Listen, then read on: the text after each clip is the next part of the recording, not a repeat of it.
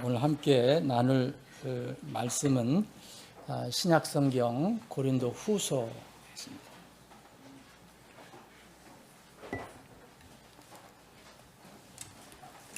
고린도 후서는 제일 마지막 장이 13장입니다. 13장 보겠습니다.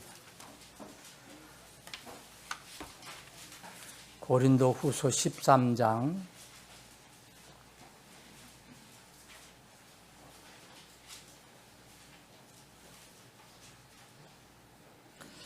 1절부터 14절까지 되어 있는데 제가 다 읽지는 않겠습니다. 중간중간 제가 읽겠습니다.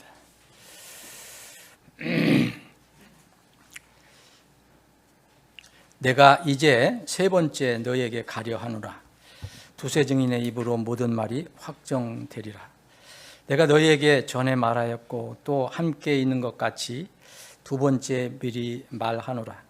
지금은 너희에게서 떠나 있으나 지금까지 죄를 지은 자들과 다른 모든 사람에게 내가 쓰노니 만일 내가 다시 가면 용서하지 아니하리라.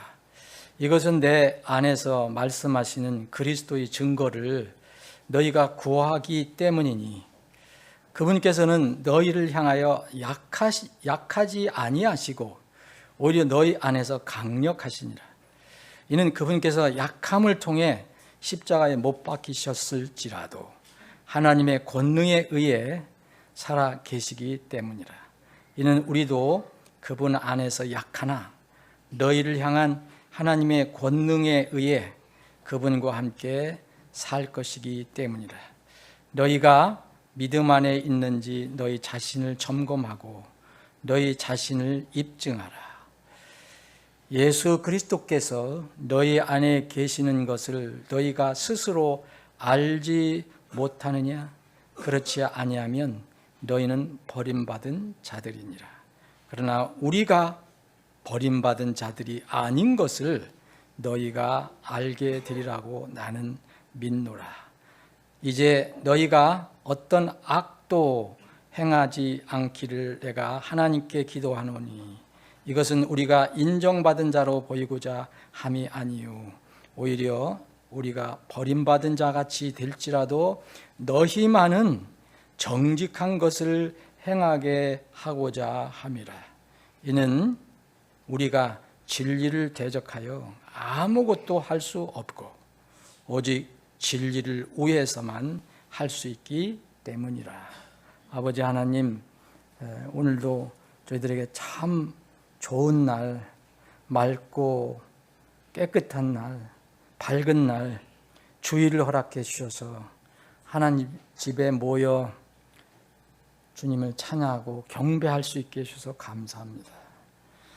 이 마음으로 온 마음을 다해서 우리 생각과 뜻과 혼을 다해서 힘을 다해서 주님을 찬양하고 경배하고 또 주님을 사랑하기를 원합니다. 우리에게 그런 믿음을 허락해 주옵소서. 이 시간에도 주님께서 우리에게 생명의 양식을 주심을 감사히 여기며 그 양식을 기쁘게 받겠습니다. 주님, 우리에게 꼭 필요한 양식이 되도록 성령 하나님께서 역사해 주시옵소서. 거룩하신 예수님의 이름으로 기도합나이다. 아멘. 예수님께서 주님의 내 교회를 세우신 후 이제 얼마 되지 않아 이제 교회에도 어려움이 생기게 됩니다. 초세기 교회에 이른바 비성경적인 것들이 들어오고 여러 가지 어려움이 생기게 됩니다. 오늘 우리 본문 말씀을 여러분들 읽으시면서 그런 느낌을 받으셨을 것입니다.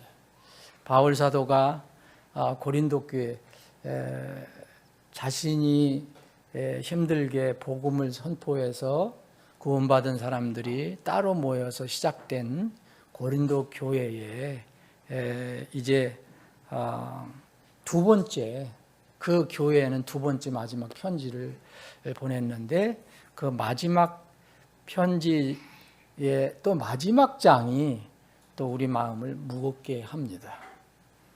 그래서 무슨 용서하지 않겠다 이런 말도 하고, 또 고린도 전서를 여러분들 읽어보시면 고린도 전서 제일 마지막 장에도 또 무거운 말을 합니다. 바울 사도는 여기에 대적하는 자들이 많고 자기가 사역하는데 대적하는 자들이 많다.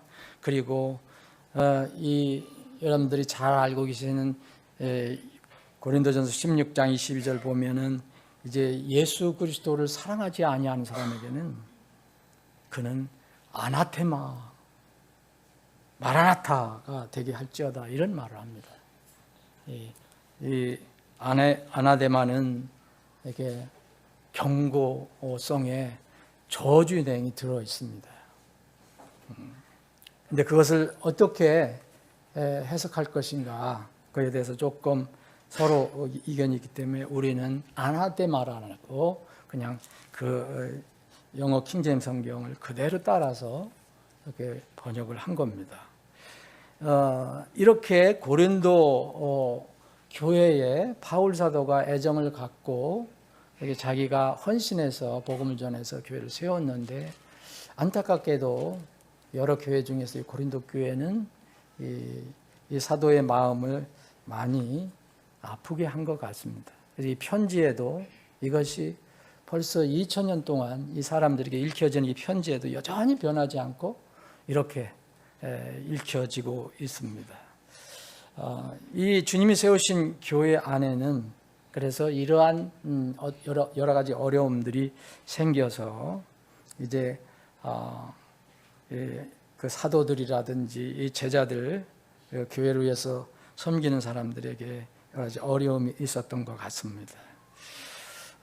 이 초세기 교회는 우리가 잘 아는 것처럼 이제 핍박이 심할 때, 이제 이 초세기 100년 정도 지나고 나서 이제 본격적으로 로마 제국의 본격적인 핍박이 시작됩니다.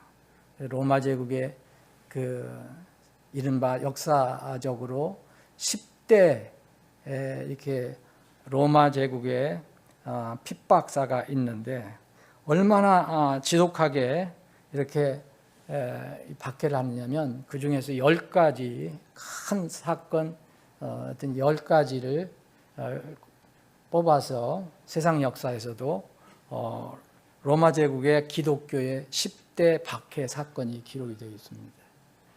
거기에 보면은 이제 AD 64년경쯤에서부터 시작됐는데, 이게 313년 이 공인이 되기 전까지, 기독교가 공인이 되기 전까지 무려 한 250년, 300년 동안 아주 지독한 핍박을 받습니다. 그래서 처음에 시작할 때는 우리가 잘 아는 네로 황제를 통해서 시작을 합니다. 핍박이 시작됩니다. 그래서 당시에 로마의 대화재 사건이 일어났는데, 이것을 애꿎은 기독교인들한테 다 덤태기를 씌우죠. 그래서 그 기독교인들이 로마의 그 대화재 사건에 주범들로 몰려서 죽기도 하고 감옥에 가기도 하는 그런 큰 핍박을 받게 됩니다. 심지어는 이 네로는 기독교인들을 잡아서 이렇게 기름을 짜서, 가죽을 벗겨서 기름을 짜서 자기 정원에 불을 밝히는 등불로도, 기름으로도 사용했습니다. 이렇게 잔인한 이런 핍박을 받고, 마지막 이제 이 핍박에는 성경, 교회를 다 파괴하고 성경을 다 몰수해서 불태우고, 또 그 신의 이게 자기들의 신에게 기독교인들을 희생 제물로 바치기도 하고 했습니다. 그런데 놀랍게도 이 기간에는 외부의 핍박이 강력했을 때는 교회가 수가 줄고 겉으로 드러난 것은 이제 전처럼 많지는 않았지만 그들의 순수성은 아주 강했다. 굉장히 깨끗했다라는 것들이 이게 드러나고 있습니다. 그리고 그들의 믿음은 더 견고하게 성장했다고 합니다. 그런데 콘스탄틴 황제가 이제 313년에 기독교를 공인하고 나서는 이제 또 다른 상황이 펼쳐집니다. 또 5년 후에 데오도시 황제가 이제 공인하는 것뿐만 아니라 이 기독교를 로마 제국의 공식 종교로 선정을 합니다. 그래서 로마 제국이 전부 기독교인이 되게 합니다. 이후로는 교회가 누룩으로 가득 차게 됩니다. 물밀듯이 이 누룩이 들어옵니다. 이거는 그때나 지금이나 매 동일하다고 생각합니다. 사람 심리가 그러하고 우리 본성은 구원받아서도 변하지 않기 때문에 조금 차이가 있는 것뿐이지. 그래서 그때 이후로 이제 교회에는 엄청난 그런 역사적으로 보면은 이런 누룩들이 들어와서 그래서 4세기 이후부터는 암흑 시대가 시작됩니다. 그게 바로 로마 카톨릭이 지배하는 시대가 된 것입니다. 이른바 종교개혁 1517년 종교개혁이 이르기까지 거의 1200년 동안 최소한 1000년 동안 세상 사람들도 암흑시대라고 할 만큼 그런 시대가 됩니다. 그것은 바로 공인된 이후에 그리고 이 기독교를 나라의 종교로 세운 이후로 급속도로 이런 상황이 벌어진 겁니다.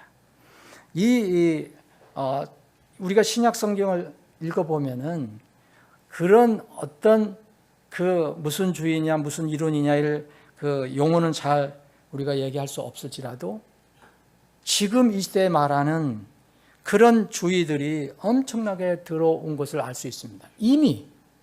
그런데 그 이후로는 이 로마 제국이 이제 국교로 삼았을 때 이후로는 모든 사람이 다 성경적인 그런 방법이 아니고 원하면 기독교인이 되는 그런 시대가 됐을 때는 상상을 초월하는 그런 이상한 이론들이 교회에 들어오게 되는 겁니다. 이 이런 그 핍박 전에도 초세기에 우리가 서신서를 읽어보면 여러 가지 나옵니다. 뭐 니골라주의라든지 영지주의라든지 뭐 무법주의라든지 금욕주의라든지 아리아니즘이라든지 알레고리즘이라든지 여러 가지 수없이 지금 이 시대에 신화 이론으로 얘기하는 이런 이론들이 많이 들어오고 부패한 이론들이 많이 들어옵니다. 뭐 율법주의라든지 신비주의라든지 심지어는 이 은사주의 이런 것까지도 많이 들어오게 됩니다. 지금 우리가 살고 있는 21세기 이 시대에서 뒤를 돌아보면 이제 주님이 오실 때까지는 아마 이 상황이 지속될 거고 더 악화될 것입니다. 근데 뒤를 돌아보면 현대의 기독교 사상의 흐름을 보면 어떤 하나님께서 세우신 말씀이 있었는데 이 말씀이 점점 이렇게 세상 것이 들어와서 부패해지고 타락해져 갑니다. 그러다가 또 반동이 일어나서 그거를 뭔가 좀 정화하려고 하는 노력들이 일어납니다. 그러다가 또 그것을 반동으로 하는 그것을 또 반대로 운동하는 그런 것들이 일어나서 그걸 또 막는 경우가 생깁니다. 종교개혁 후에 여러분 카톨릭이 얼마나 절치부심하고 온 힘을 쏟아서 반종교개혁 운동한 거 여러분도 아시죠? 그래서 그걸 멈추려고 애를 많이 씁니다. 이런 것들이 반복이 됩니다. 반복이 되는데 지금은 이제 가까이 수세기 전에 보면은 우리가 지금 21세기면 18세기에는 이런 그 자유주의 사상, 인본주의 사상을 반대하는 복음주의라는 게 이렇게 나타납니다. 그래서 이 상당히 부흥도 일어나고 미국이나 영국 같은 데서 이런 와중에 또 어려움이 생겨서 근본주의라는 또 사상이 나옵니다. 이거는 그 복음주의가 이제 또 부흥되다 보니까 여러 가지 또 다른 비성경적인 것이 들어오기 시작합니다. 그래서 이것을 이제 또 정화해야 된다 해서 근본주의가 나타나고, 이제는 우리가 살고 있는 이 시대는 신정통주의란 그런 것들이 들어왔고, 또 이것이 조금 더 발전이라고 할 수가 없는데, 근데 발전이라면 발전인데 신정통주의라는 게 또 생깁니다. 그것에 대한 또 흐름을 또 자기들 나름대로 이렇게 고친다든지 개선한다든지 하는 그런 것들이 나옵니다. 이 신정통주의는 독일에서 나온 건데, 기독교 용어는 그대로 전통적인 기독교 용어를 사용하자, 정통주의에서 쓰던 거. 그런데 인본주의적인 자유주의적인 현대적인 그런 개념으로 해석하자, 이것이 이제 신정통주의입니다. 또 이것에 또 조금 반대해서 개선한다는 차원으로 신복음주의라는 것이 또 나옵니다. 이 신복음주의는 신정통주의를 대항하는 게 아니에요. 대항하는 게 아니고 이 신정통주의와 약간 맥을 달리해서 운동을 하는 겁니다. 그래서 신복음주의는 1940년대, 50년대 이제 주로 미국에서 근본주의에 대한 반감, 약간의 반감을 가지고 이제 분리해서 시작한 겁니다. 좋은 내용, 근본주의나 그 복음주의 좋은 건데 왜 신복음주의가 생겼느냐? 이 신복음주의는 타협을 강조합니다. 타협을 강조하고 우리가 어떻게 믿든 연합을 강조하자. 이게 이제 가장 큰 특색입니다. 그리고 우리는 다양성이 있어야 된다. 이것을 강조하는 것이 바로 신복음주의입니다.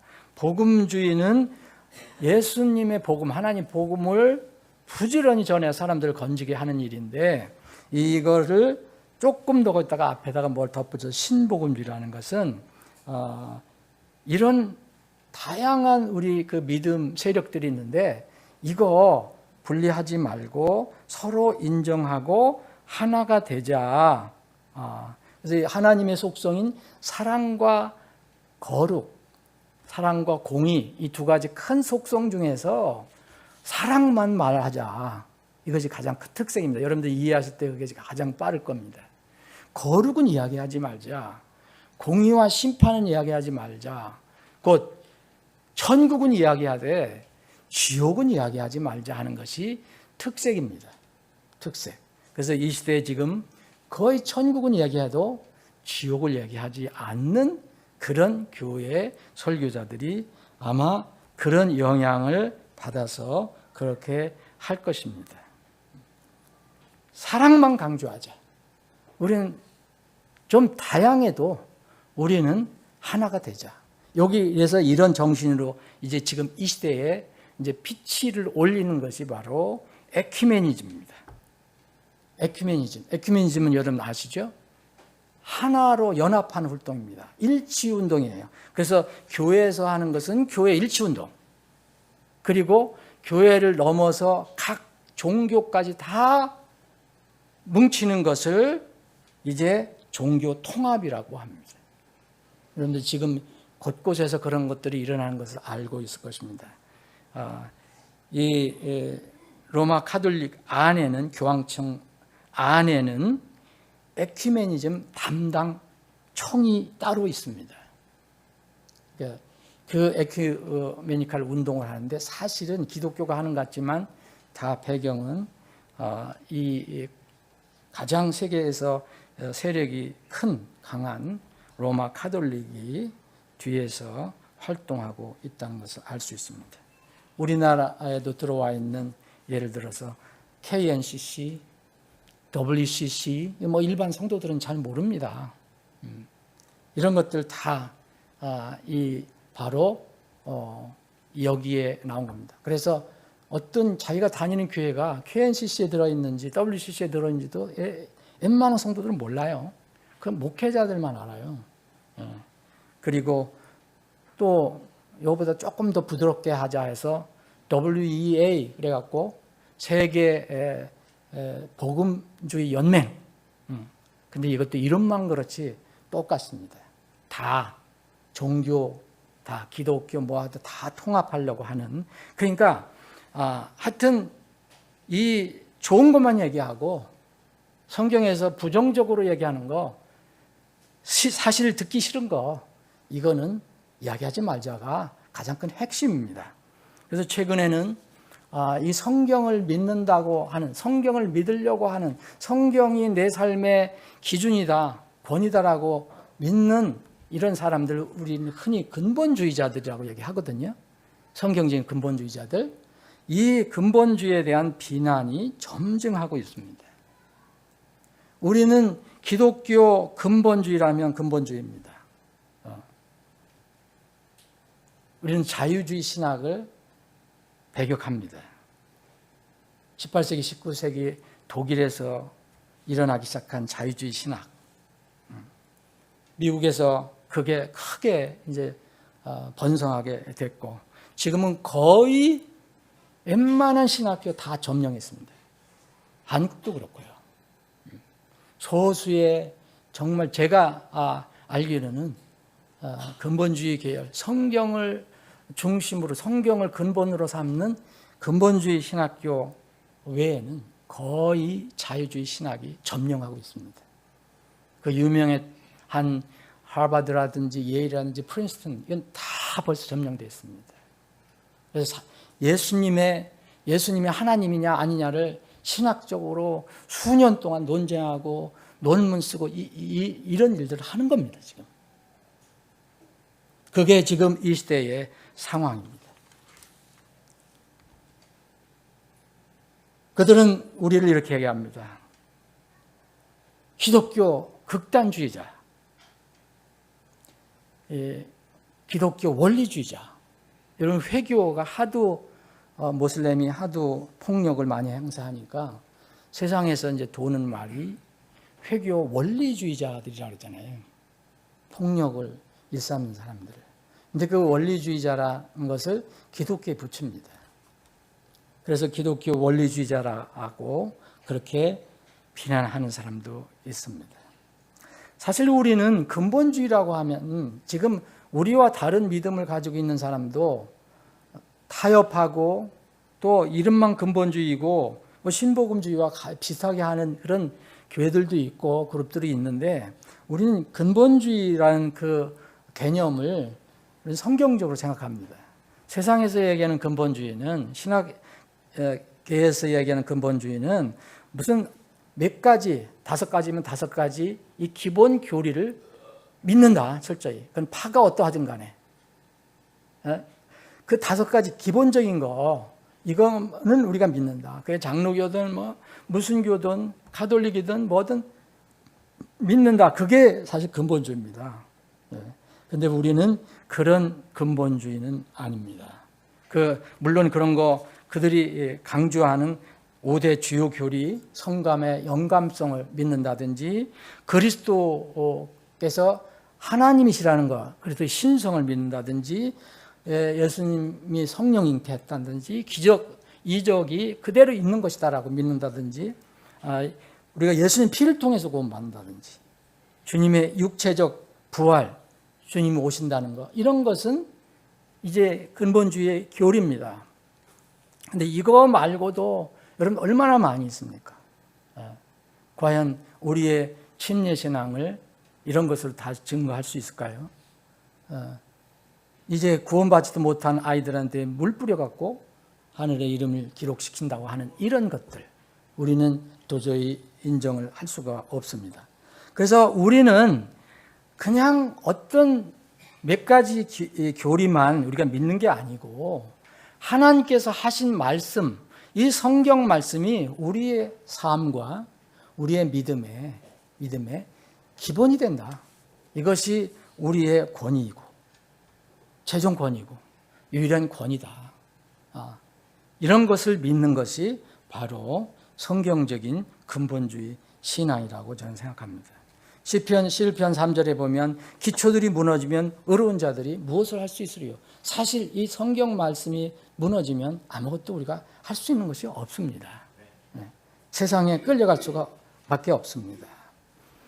디모데후서 2장 18절 19절에 보면 당시에 이 디모데가 섬기고 있었던 사역하고 있었던 에베소 교회에 무슨 문제가 생겼느냐면 그 예수님이 과연 부활하셨느냐 안 하셨느냐, 또 앞으로 예수님께서 예언하신 그 부활이 있을 것이냐 없을 거냐, 이거에 대한 문제가 있었던 것 같아요, 일부.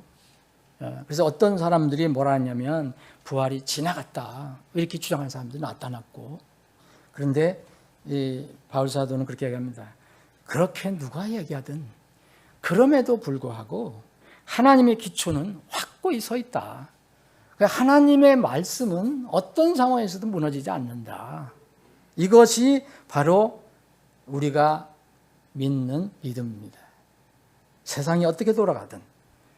그래서 유다는 이것을 유다서 3절에 보면 처음부터 성도들에게 단 한 번 전달된 믿음이라고 얘기합니다.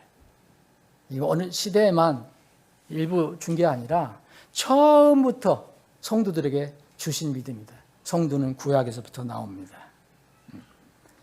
그래서 이 믿음은 소위 얘기하면 현대주의, 자유주의, 신복음주의, 신정통주의 이런 것과 병립이 불가합니다. 그래서 그런 말이 나오는 겁니다. 너희들은 타협하지 않는다. 그래서 너희들은 편협하다. 너희들은 완고하다. 너희들은 사랑이 없다라고 얘기합니다. 이거는 이제 오해입니다. 성경 말씀을 따르려면 세상 방식에 우리는 맞출 수가 없습니다. 자, 베드로 전서를 한번 보겠습니다, 여러분. 베드로 전서. 베드로전서 1장 13절과 14절 읽겠습니다. 그러므로 너희 마음의 허리를 동이고 정신을 차려 예수 그리스도께서 나타나실 때에 너희에게 가져오실 그 은혜로 인하여 끝까지 소망하며 순종하는 자녀들로서 너희가 무지 속에서 쫓던 이전의 정욕들에 따라 너희 자신을 맞추지 말라. 여러분, 이전의 정욕들은 세상이 우리에게 알려주고 우리가 때로는 즐겼고 또 지금도 계속 세상이 우리에게 이렇게 공급해 주려고 하고 유혹하고 하는 것들입니다. 세상의 방식입니다. 근데 이것을 따라 너희 자신을 어떻게 합니까? 맞추지 말라고 말합니다. 근데 이 맞추지 말라는 말을 여러분들 영어 성경을 가지고 계시면 한번 읽어보시면 참고로 영어를 꼭 알아라는 뜻이 아닙니다. 여기에 무슨 말을 썼느냐면 성경에는 패션이라는 말을 썼습니다. 패션. 그러니까 다른 말도 할 수 있는데 여기는 패션이라는 말을 썼어요. 이 패션은 지금 이 시대에 가장 유행하는 말 중에 하나입니다. 이건 무슨 복장, 옷, 입문 문제뿐만 아니라 현대에서 여러 가지 산업상에 나타나는 그런 흐름이 있습니다. 그래서 물론 그 중에 하나가 현대의 가장 큰 산업 중에 하나가 패션 산업 아닙니까? 이거는 여러 가지 방향에서 어떤 패션이 있습니다. 여기에 맞추지 말라라고 말합니다. 세상 방식에 맞추지 말라. 근데 로마서 12장을 보시면 우리가 늘 읽던 이 말씀이 있습니다. 대부분의 성경을 많이 읽고 사랑하는 분들은 아마 이 구절을 모르는 분들은 없을 겁니다. 로마서 12장 1절 2절에 그러므로 형제들아 내가 하나님의 긍휼을 힘입어 너희에게 간청하노니 너희는 너희 몸을 거룩하고 하나님께서 받으실 만한 살아있는 희생물을 드리라. 이것이 너희의 합당한 섬김이니라. 너희는 이 세상에 동화되지 말고 오직 너희의 생각을 새롭게 함으로 변화를 받아 하나님이 선하시고 받으실 만하며 완전하신 뜻이 무엇인지 입증하도록 하라. 여기에 보면 세상의 뜻이 있고요, 이것과 반대되는 하나님의 뜻이 있어요. 근데 세상에 동화되지 말라고 여기 돼 있잖아요. 여기에 나와 있는 영어로는 conform이 그리스 말로는 똑같은 단어입니다. 이 아까 있는 패션하고. 그러니까 이렇게 읽을 수도 있습니다. 너는 이 세상에 맞추지 말고 오직 너희의 생각을 새롭게 해서 하나님께 맞추라. 이게 다른 말이 아닙니다. 근데 킹제임스 역자들은 여기는 다른 단어를 쓰고 거기는 다른 단어를 쓴 겁니다. 이건 무슨 뜻인지 이제 아실 것입니다. 하나님은 어떤 사람의 모양을 보고 그 사람을 판단하지 않습니다. 그래서 베드로전서 1장에도 보면 하나님은 외모를 중시 여기지 않는다 그랬어요. 그게 뭐냐면 뭐 옷을 어떻게 입든 그걸 얘기하는 게 아니라 이 사람이 세상에 무슨 지위를 가지고 있고 무슨 권력을 가지고 있고 세상 사람들 어떻게 인정을 하고, 예? 재산이 어떻게 많고 뭐 이런 것으로는 전혀 주님은 중시 여기지 않는다. 그 사람이 지식이 얼마나 많이 있든 세상에 지식이 얼마나 있든 그걸 중시 여기지 않고 하나님의 뜻을 따라서 가는 사람들, 그래서 그 사람의 행위대로 심판하시는 하나님이다. 그래서 너희들이 이런 하나님을 아버지라고 부르지 않냐? 그러니까 너희가 잠시 머물러 있을 동안 두려움 가운데 지내라. 이렇게 권면을 한 것입니다. 고린도전서 15장에 보면은 이 부활에 관한 이야기가 나옵니다. 부활, 우리가 앞으로 이제 부활을 받습니다. 나팔 소리 나면 이 썩을 몸이 영원히 썩지 않은 영화로운 몸으로 바뀌는 내용이 나오는데, 거기에 보면 여러분들 고린도전서 쭉 바울 사도가 설명하면서 고린도전서 15장 47절부터 49절까지 보면 두 종류의 사람을 얘기합니다. 한 사람은 땅에 속한 사람입니다. 한 사람은 하늘에 속한 사람입니다. 이것은 분명히 우리는 정확히 몰라도 하나님은 아십니다. 그래서 하늘에 속한 사람들이냐? 그러면 하늘에 속한 사람들이라면 아버지의 뜻을 따라가라. 땅에 속한 사람이면은 너희들이 이 땅의 뜻, 세상의 뜻에 맞춰서 갈 것이다. 이렇게 해야 됩니다. 그래서 그것을 경고하고 권면하는 것입니다. 하늘에 속한 사람은 새하늘과 새 땅을 유산으로 받습니다.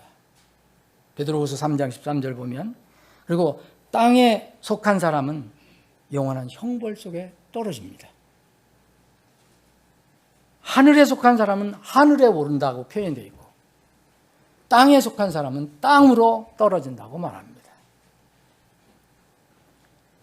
그래서 하늘에 속한 사람의 그 합리적인 합당한 삶을 신약 성경은 그렇게 강조를 많이 한 겁니다. 이거는 결코 그 사람들이 얘기하는 무슨 이상한 근본주의가 아닙니다. 타협을 못하는 근본주의가 아닙니다. 절대 그것은 하나님을 오해하는 것입니다. 장차 주님께서 오셔서 심판하실 때 이 우리가 살고 있는 이 땅에서, 우리가 땅에서 살 때 그 안에서 했던 모든 일들이 주님 앞에 가서 이제 평가를 받습니다. 베드로후서 3장 10절에 보면 모든 것들이 그때 주님께서 오실 때 다 태워질 거라 했습니다. 그런데 여러분 거기 잘 보시면 땅과 그 안에 있는 일들이라는 말씀이 나옵니다. 땅과 그 안에 있는 일들, 이것이 다 불태워집니다. 고린도전서 3장에 보면 이 땅에 사는 동안 그 일, 영어로 워크라고 되어 있는데 그 일들에 대해서 그래서 주의하라라고 권면해 준 겁니다. 고린도전서 3장 잘 아시죠?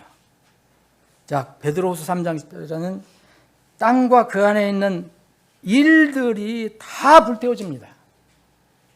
그런데 바울 사도는 특히 이 고린도 교회 성도들에게 땅의 일에 더 기울어져 가는 것 같은, 물론 일부겠지만 이런 사람들을 경고해서 고린도서 3장에 그 그리스도의 심판석에 그 진리를 알려주면서 이 땅에 사는 동안에 그 일들에 주의하라라고 경고해주고 있습니다.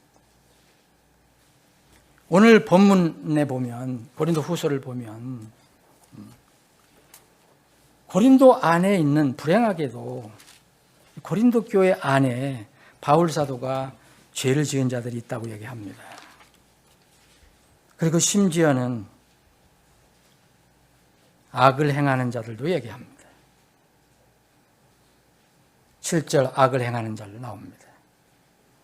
그리고 6절에 보면 무서운 말도 나옵니다. 버림받은 자에 대해서 이야기합니다. 이 사람들은 예수 그리스도께서 그 안에 계시지 않는 사람을 얘기합니다. 누군지 모르죠, 바울 사도. 만약 너희들이 스스로 점검해봐라. 너희 안에 예수 그리스도께서 너희 안에 계시지 않는 것을, 안에 계시는 것을 너희가 스스로 알지 못한다면, 곧 너희 안에, 내 안에 그리스도께서 계시지 않은지 모르겠어, 자신이 없다면, 안 계신다면 너희는 버림받은 자라고 얘기합니다. 누구든지 제3자가 또 제3자를 구원을 평가할 수는 없습니다. 정확하게 평가할 수 없습니다. 그럼에도 불구하고 바울 사도는 이렇게 고린도 교회에 마지막 편지를 주면서 좀 무겁게 편지를 마무리합니다. 바울 사도는 의심을 받았습니다. 고린도 교회 일부 사람들에게 저 사람 가짜 아니야? 예? 저 사람 뭐 돈만 탐해서 그렇게 하는 거 아니야? 가짜 사도 아니야? 그래서 이 바울 사도는 이 3절에 보면 내 안에서 말씀하시는 그리스도의 증거를 너희가 구하기 때문이니, 너희가 자꾸 나에게 이상한 이야기를 하고 그런데 그리스도의 증거를 구하는데 그분께서는 너희를 향해서 약해 보이시는 것 같지만 약하시 아니시다. 그분은 너희 안에서 강력하시다. 그분께서 약함을 통해서 세상 사람들이 보기에 약한 것처럼 십자가에 못 박히실지라도 하나님의 권능에 살아나시지 않았냐. 그래서 우리도 그분 안에서 약하게 보인다. 너희들이 그렇게 우리를 오해하고 우리 바울 사도 팀을 그렇게 오해하는 것 같은데 약하게 보이지만 너희를 향한 하나님의 권능에 의해 그분과 함께 살 거다. 그래서 너희들은 오히려 너희들 스스로를 점검해봐라. 그러면서 6절에 보면 우리가 버림받은 자들이 아닌 것을 너희도 알게 될 것이다. 우리가 너희들이 약하다고 하고 오해도 하고 이상한 얘기도 하지만 우리는 이제 약한 사람이 아니다. 버림받은 자가 아니다. 그래서 바울 사도는 이들에게 마지막 편지에 이렇게 합니다. 이제 너희가 어떤 악도 행하지 않기를 내가 하나님께 기도하노니 이것은 우리가 인정받은 자로 보이고자 함이 아니요. 우리가 이렇게 권면해 준다고 내가 무슨 너희들이 나를 우러러 보라는 얘기가 아니라 오히려 너희들이 자꾸 이야기하는 것처럼 우리가 버림받은 자같이 될지라도 너희들만큼은 정직한 일을 했으면 좋겠다. 그래서 정직한 것을 행하게 하고자 함이라. 그래서 이 편지를 이렇게 보낸 것이다 라고 하면서 8절에 진리에 대해서 말씀하십니다. 이는 우리가 진리를 대적해서는 아무것도 할 수가 없다. 세상이 어떻게 오해를 하든 어떻게 평가를 하든 우리는 진리를 대적해서 아무것도 할 수 없다. 오직 진리를 위해서만 할 수 있다. 여러분, 진리는 무엇입니까? 진리가 무엇입니까? 쉽게 얘기하면 성경에 보면 진리가 예수 그리스도 진리입니다. 내가 곧 길이요 진리요 생명이니 나를 통하지 않고서는, 나로 말미암지 않고서는 아무도 아버지께 오지 못하느니라. 예수님이 진리예요. 예수님이 또 아버지께 기도할 때 아버지의 말씀은 진리이다. 하나님 말씀 진리입니다. 예수 그리스도는 하나님의 말씀이라고 또 불리웁니다. 우리가 뭐 따질 것도 없습니다. 진리는 하나님의 말씀입니다. 하나님 말씀, 하나님이 가르쳐주는 진리를 거슬러서는 세상이 어떻게 얘기하든 누가 얘기하든 진리를 대적해서는 우리는 아무것도 할 수 없다. 바울사도 팀이 얘기하는 겁니다. 이거는 고린도 교회에도 적용할 수 있는 겁니다. 우리는 진리를 대적해서는 아무것도 할 수 없고 오직 진리만을 위해서 할 수 있다라고 얘기합니다. 구원받은 하나님의 자녀라면 결코 하나님의 진리를 대적해서 어떤 일도 할 수가 없습니다. 개인적으로 한다 하더라도 그것은 하나님께서 인정하시는 것이 아닙니다. 오직 진리만 따라서 행하는 것이 하나님께 정직하게 행하는 겁니다. 세상은 거짓말을 한다도 얘기할 수 있습니다. 오해도 할 수 있습니다. 세상의 유행이 진리라고 주장하면서 따라가는 것은 거짓말입니다. 그건 부정직한 겁니다. 성경을 믿는 사람들이 세상 유행이나 사조를 거부하고 성경의 진리만을 최종 권위로 믿는 태도를 가지고 그것이 거짓말이다, 부정직한 것이다 라고 말하는 것은 하나님을 대적하는 겁니다. 그 용어가 어떤 것이든 뭐 율법주의든 극단주의든 어떤 용어를 쓰든 수구주의든 하나님은 성경적인 근본주의자라고 저는 생각하십니다. 하나님께는 그런 이유도 없겠지만 하나님은 이렇게 말씀을 통해서만 무슨 일을 하시기 때문입니다. 우리가 복음을 부끄러워하지 않는다고 했습니다. 로마서 1장 16절에 보면 절대 복음을 부끄러워하지 않는다. 저는 복음 부끄러워하지 않습니다. 여러분들도 복음 부끄러워하지 않으실 것입니다. 그런데 세상에 유행이 강하게 사조가 밀려오면 복음을 부끄러워하고 뒤로 물러날 수도 있습니다. 그게 우리에게 앞으로 벌어질 일인지도 모릅니다. 성경 말씀을 최종 유일 권위로 삼는 정말 주님 안에서 주님과 함께 죽었다가 다시 살아난 사람들이라면, 그것이 베프티스트라면, 그게 침례 성도라면 저는 그 이름을 절대로 부끄러워하지 않습니다. 세상이 싫어한다고 소위 진리의 상대성, 다양성이라고 하면서 성경이 경고하는 세상의 모든 유행, 타협하는 신정통, 신복음주의, 저는 받아들일 수 없습니다. 우리 교회도 그렇게 처음이 시작됐고 앞으로 주님 오실 때까지도 그렇게 갈 것입니다. 그러나 신앙은 강요하는 것이 아닙니다. 신앙은 자발적으로 내가 구원의 기쁨과 감격으로 그분을 따라가는 것입니다. 강요할 수 있는 것은 없습니다. 바울 사도는 갈라디아 교회에게 복음을 전했을 때, 말씀을 전했을 때 이런 비난을 받았습니다. 바울 사도는 바른 말, 성경의 말을 전했는데 너는 원수가 됐다라고 이야기한 사람이 있었던 것 같아요. 갈라디아서 4장 16절에 보면 내가 이런 진리의 말씀을 너희들에게 전했더니 말했는데 오히려 너희는 나를 원수라고 하느냐? 이렇게 말합니다. 말씀 정리하겠습니다. 교회는 머리가 세상이 아닙니다. 주님이 세우신 교회는 오직 예수님, 곧 말씀이신 예수님만 머리십니다.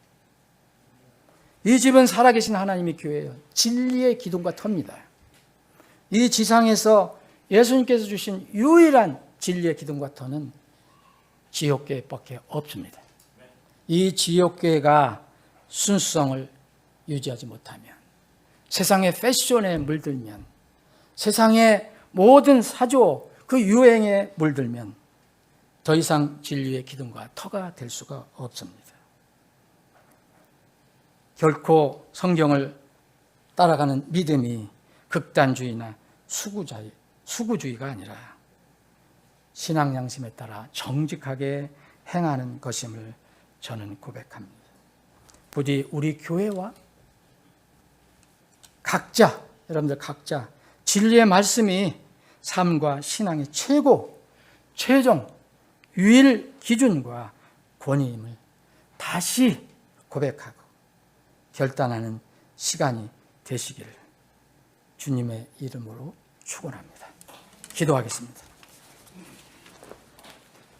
아버지 하나님,